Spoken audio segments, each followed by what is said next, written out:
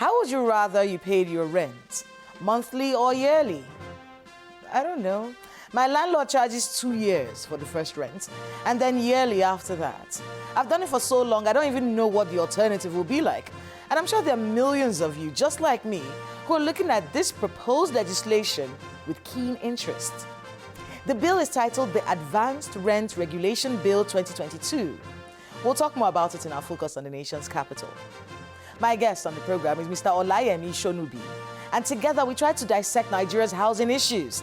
And as we do every week, we update you on the major happenings from Nigeria's seat of power. This is Dateline Abuja. Hello and welcome to Dateline Abuja. I am Kayla Megwa. Let's begin with a wrap-up of front-burner issues from Nigeria's presidency. President Muhammadu Buhari met with the Vice President, Professor Yemi Osinbajo. The meeting came 8 days after Professor Osinbajo officially declared his intention to contest the 2023 presidential election. Details of the meeting were not made public. Within the week, the president had several fast-breaking sessions with members of the National Assembly, governors and members of the Federal Executive Council. He also met separately with traditional and religious leaders. He declared that no responsive government can ignore the role of religious and traditional rulers in tackling insecurity in the country. The president chaired the 11th Extraordinary Emergency Meeting of the National Executive Committee of the All Progressives Congress, APC. Speaking at the opening session, President Buhari vowed to institute stronger security measures to tackle the persistent insecurity in the country. People are very forgetful. Our main problem, surprisingly to me, is the Northwest and North Central. People stealing each other's animals, killing each other, burning each other's villages. What for? We are going to be very tough.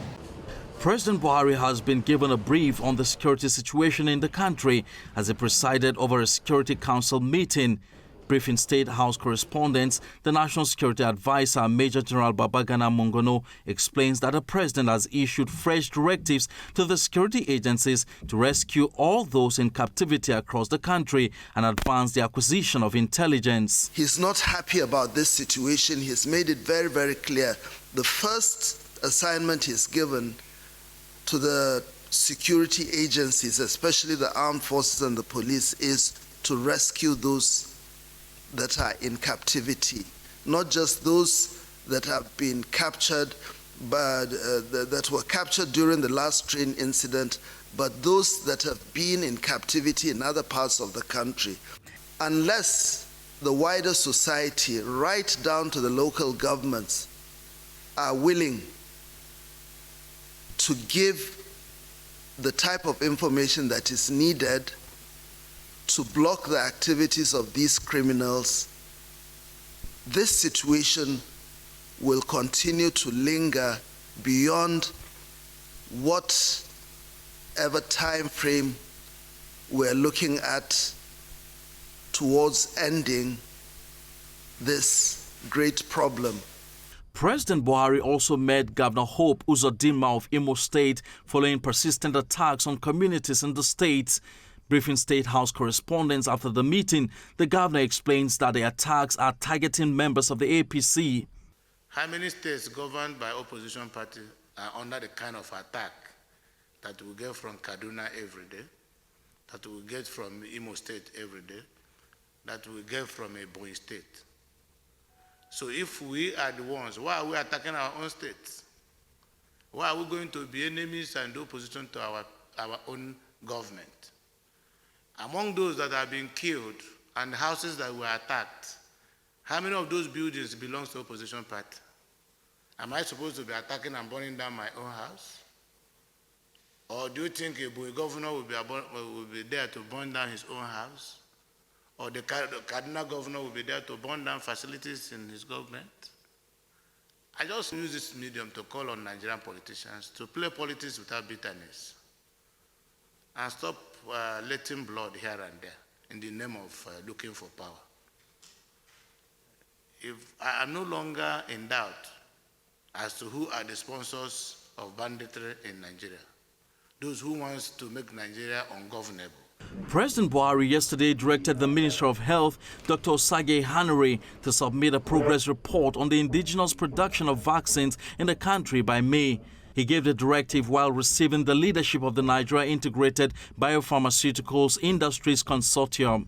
Increasing the capacity for in-country production of vaccines and medical supplies has therefore become a matter of not just urgency, but of national security.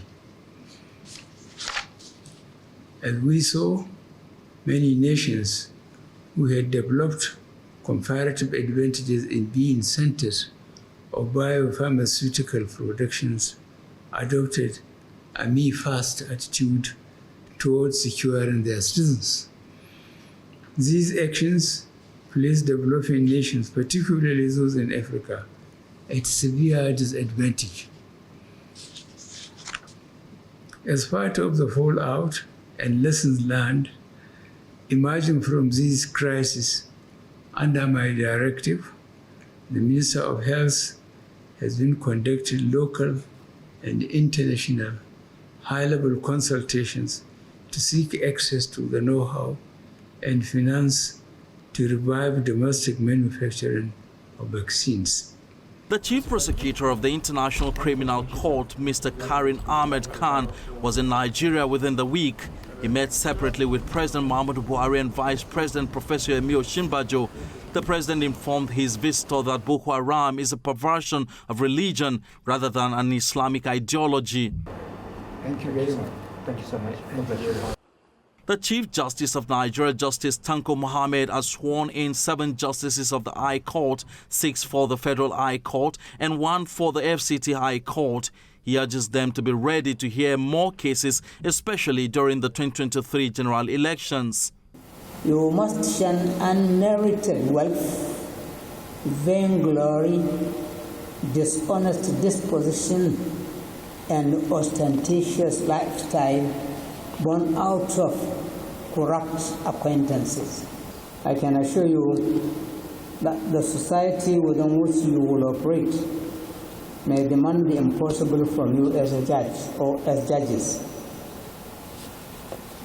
There is nothing we have not seen or heard of before, but we should be ready to see and hear more, especially as we approach election session in 2023.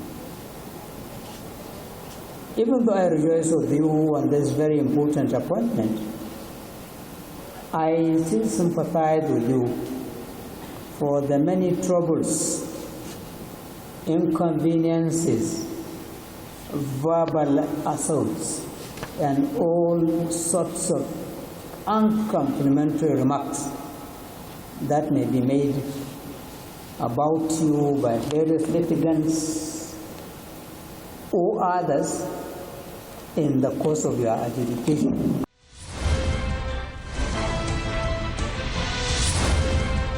Welcome back.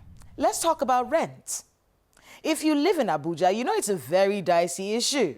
One monopolized by landlords who can do just whatever they want, really. Raise the rent arbitrarily, evict tenants for whatever reason.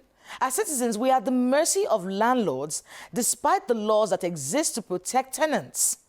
And then there's the big issue, yearly rent payments, despite receiving monthly salaries. Some landlords insist on 2 years' rent in Abuja. The truth is, the bulk of Abuja's residents are low-income earners just trying to survive. Our focus on the FCT looks at a bill that seeks to stop this practice of paying yearly rent.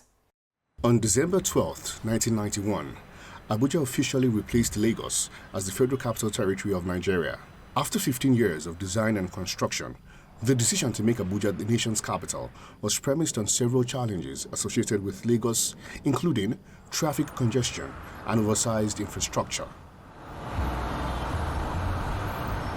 The Abuja Master Plan was developed to avoid these challenges, so the plan envisaged a population of 3.2 million residents.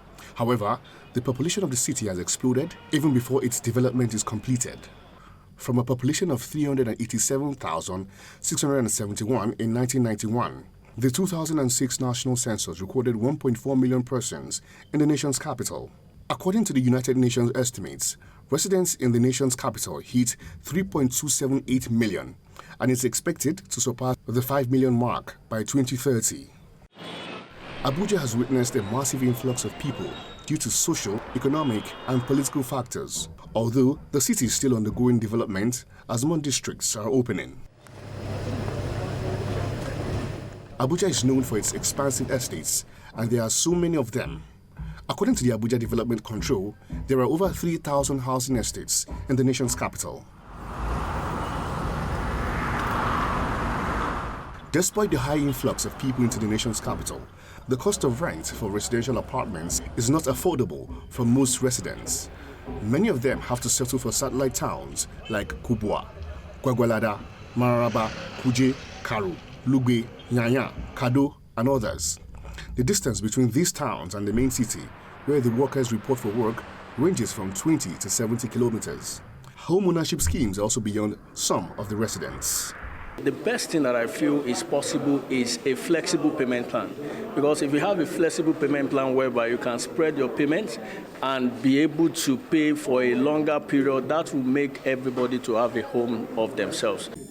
To address the situation, the Senate Committee on Lands, Housing and Urban Development is holding this public hearing to get input from critical stakeholders on a bill to regulate the mode of rent collection for residential apartments and office spaces in the Federal Capital Territory. The proposed legislation seeks to reduce advance rent for houses for new tenants to 3 months and thereafter proceed on a monthly payment schedule.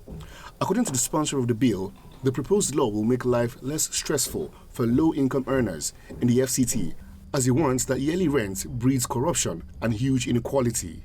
I have a conviction that tenants in Abuja are overstressed, and some of the bills that people pay are bills that even though some people can pay, even those who are paying cannot justify the means at which or which they got what they are paying for. Again, if you take a look at this city, you see that there are quite a number of houses that have been completed for years and nobody is occupying them. Not because there are no tenants willing to stay or to live in them, but because what they are asked to pay is beyond their reach. The Nigeria Labour Congress applauds the bill, noting that it is a reasonable intervention for the weak and vulnerable in the country. However, the Estate Surveyors and Valuers Registration Board of Nigeria opposed the enactment of the law, arguing that it does not protect the interest of some critical stakeholders in the housing sector. We are pleased with the content and intent of this bill. It is common knowledge that landlords, almost without exception, continue to take advantage of hapless tenants, majority of whom cannot afford the indulgences of such landlords. Section 1 of the bill provides that the bill is applicable to within a Federal Capital Territory. But it is interesting to note that most of the people that the bill seeks to protect are residents, are not residents of FCT. They situate in Mararaba, Kado, and all villages in Nasarawa State. While the Senate committee is expected to collate all the views at this hearing and present a report to the Senate plenary, the FCDA is taking steps to address the high number of unoccupied buildings, which are mostly located in Gwarimpa, Wuse, Garki, Meitama, Asukuru, and Apo.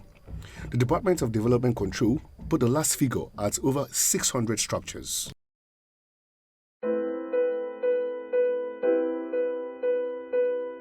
My guest on the program is Mr. Olayemi Shonubi, the president of the Nigerian Institute of Quantity Surveyors.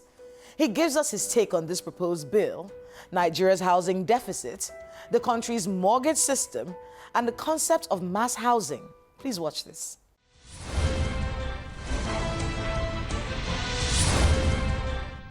Mr. Shonubi, welcome to Dateline Abuja. Thank you very much for inviting me. Talk to us a bit about this bill. The Senate is trying to propose this bill where rent collection in the nation's capital will be regulated. Talk to us a bit about that and how you feel about this particular proposal. Well, for me, I think the proposal might not be a too welcome one, and I'll tell you the reason. There is nowhere in the world where you control a commercial transaction between two private individuals. In the first instance, when we talk about economics 101, where we talk of law of demand and supply, if the supply side is available to meet the demand, there will be no need. I'll give you a typical example. Before the advent of COVID, you had office spaces that were in high demand in Victoria Island. But when most of the corporate organizations decided that their staff will work from home, not only in Lagos anyway, all over the world, most of the developed parts of the world, and organizations asked their workers to work from home, demand for office accommodation decreased. Similarly, rent has also reduced. So invariably, what I'm saying is that the bill probably was not necessary, because if the supply side was there, if we have the houses, there would be no need for any landlord to ask for 2 years or 1 year rent in advance, because the house will just be there. I'm sure everybody wants to have money rather than have an empty house just there, unless the purpose is for something else.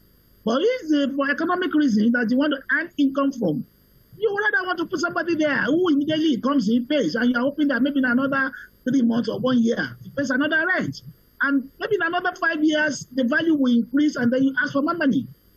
So invariably, the fact that the landlords are asking for 1 year rent has to do with the fact that there are not enough houses for people.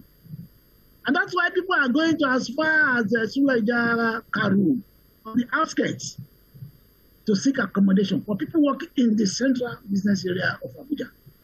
Well, So you for pointed the fact out that there isn't enough housing, which is the reason why landlords are doing what they're doing right now. So since that is our situation, doesn't this bill make sense? Well, like I said, you see, what you're only going to create will be what I always call the black market.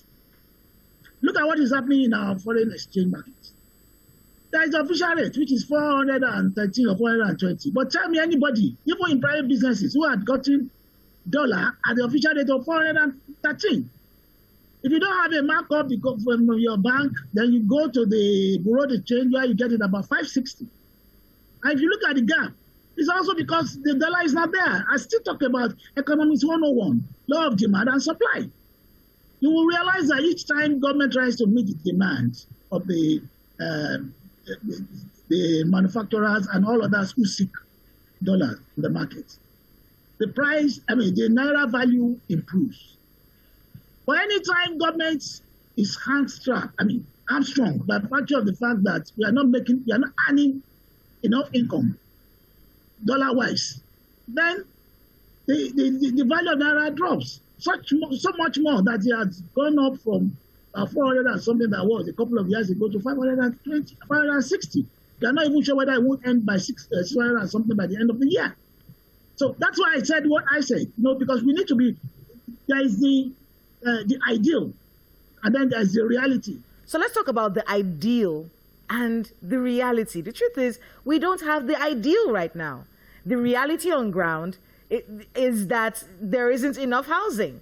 And that's why we have a lot of people going to, like you said, the outskirts of town looking for a place to stay. And that's why we have so many monster landlords in the nation's capital. So this bill, what is so wrong with it if it's having to deal with the reality on ground? Now, what I will, in saying about talking about reality, I will also tell you of a practical experience that happened in Lagos. And if I remember correctly, I think it was when the Honorable Minister of Works and Housing was the governor of Lagos State. I think either himself or the successor. They tried to enforce this law because in Lagos, this law was started from Lagos. Initially, I think there was a time people were even asking for 3 years rent in advance. And then later it came to 2 years. And then the governor of Lagos at one point said, look, let's have an edit that will force people to pay for only 1 year. Initially, it didn't succeed. Because when you go, you need a house, you go to the landlord, the man tells you, hey, well, if you want 1 year, then go and meet the governor to give you a house. But if you're talking about my house, this is what you do. This belongs to me.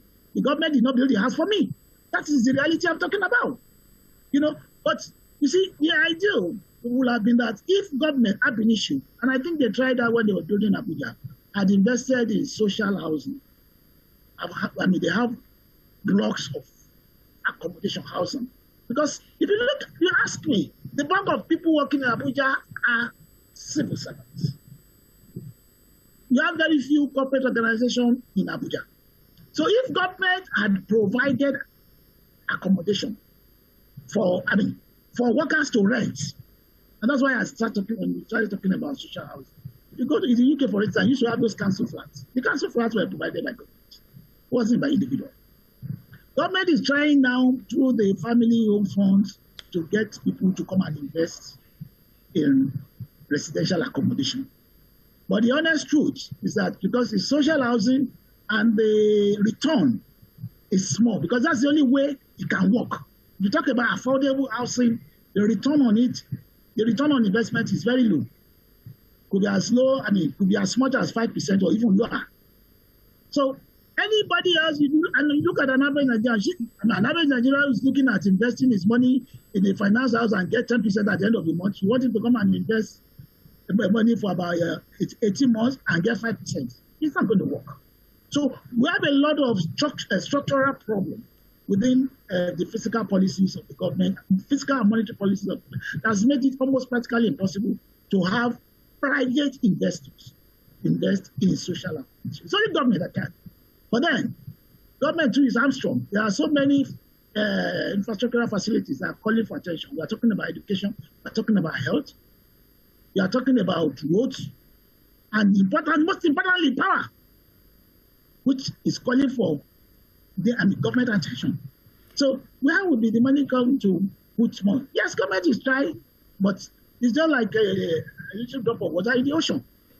Unfortunately, that's where we're going to have to wrap it up today on the program. But thank you very much for being with us today on Dateline Abuja, and good luck with the work that you do. Thank you very much, Kayla. It's been a worthwhile afternoon for me, and I hope we can get to talk more about how we can improve what government can do for the housing sector in Nigeria. Thank you for having me. Thanks to Mr. Shonubi and to everyone who spoke to us today on the program.